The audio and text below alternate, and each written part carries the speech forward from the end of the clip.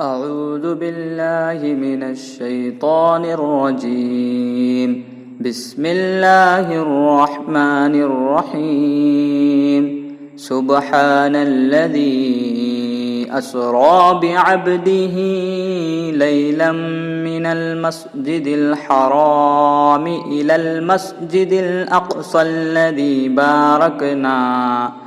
باركنا حوله لنريه من آياتنا إنه هو السميع البصير. وآتينا موسى الكتاب وجعلناه هدى لبني إسرائيل ألا تتخذوا من دوني وكيلا ذرية من حملنا مع نوح إنه كان عبدا شكورا.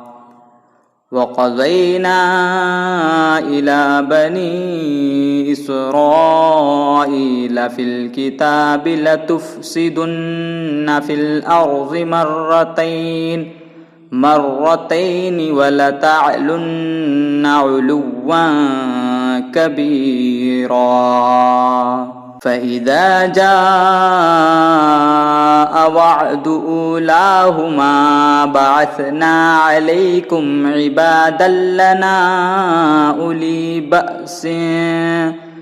أولي بأس شديد فجاسوا خلال الديار وكان وعدا مفعولا. ثم رددنا لكم الكرة عليهم وأمددناكم بأموال وبنين وجعلناكم أكثر نفيرا. إن أحسنتم أحسنتم لأنفسكم وإن أسأتم فلها. فإذا جاء وعد الآخرة ليسوء وجوهكم وليدخلوا المسجد كما دخلوه أول مرة وليتبروا ما علوا تتبيرا. عسى ربكم أن يرحمكم وإن عدتم عدنا وجعلنا جهنم للكافرين حصيرا. إن هذا القرآن يهدي للتي هي أقوم ويبشر المؤمنين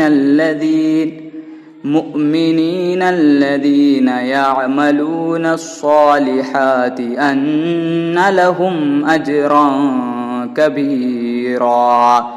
وأن الذين لا يؤمنون بالآخرة أعتدنا لهم عذابا أليما.